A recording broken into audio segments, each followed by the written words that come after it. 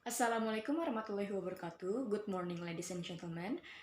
First of all, allow me to introduce myself. My name is Alvionita Zyahwalian Prasetya with studio number 2211420026.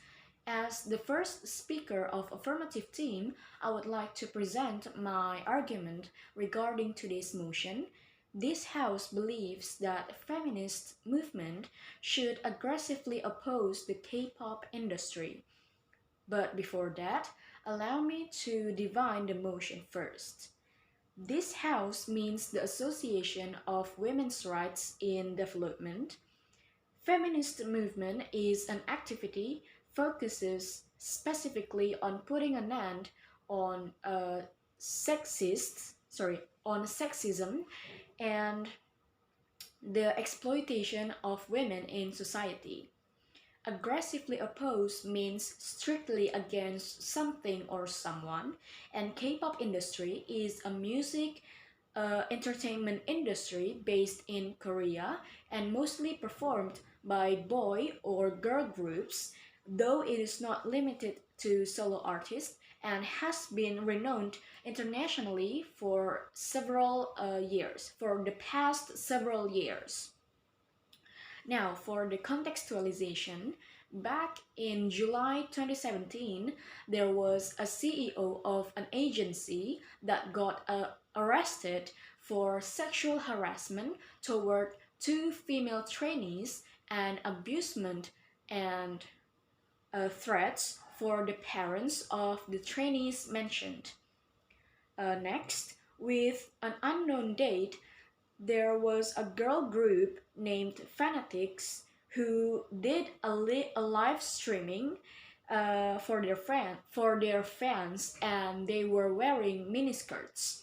A staff tried to cover their legs with jackets from camera, but a person who was suspected as the CEO clearly stated behind the camera that he wanted to show the girl's legs and even slapped the staff.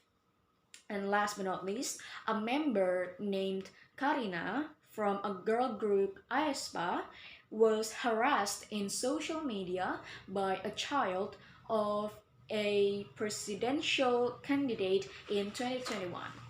Now, our team believe that this motion should be enforced in reality. Why? Because first, there are uh, there are lots of harassment toward female idols and trainees, either physically, sexually, or verbally. In my research, I have found that some female trainees have to serve the investors. The investors are said to be the people who can give opportunity to the trainers, who can give better opportunity to trainees to debut as idols. And most of the time, these trainees are forced to do so, since most of them are underage and the investors are mostly 40 years old men or even older. Second, because of course these practices are against women's rights and also human rights. Uh, women's rights are human rights. Women's rights are human rights. They have the right to live freely from violence, slavery, and discrimination, to be educated, to own property, to vote, and to earn a fair and equal wage. As I already stated before, female trainees and idols receive a lot of harassment, which of course is a form of violence. And these actions of forcing trainees to serve investors can also be considered as slavery and also discrimination. I'm sorry that I cannot show any proof to support uh, this part of my argument, but however, it has been noticed by K-pop fans that discrimination against female idols does exist in K-pop industry.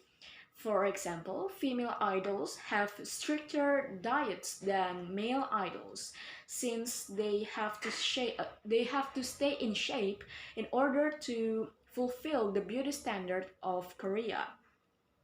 And also, it is said that the female idols have more difficulty for their love life. Most of the time, they are not allowed to date anyone after and during their debut. With the arguments that I have already presented, I hope the realization of this motion will be applied as soon as possible to save female idols and trainees from these negative treatments of the industry. And therefore, feminist movement should be aggressively oppose should sorry feminist movement should aggressively oppose the K-pop industry. Thank you. Wassalamualaikum warahmatullahi wabarakatuh.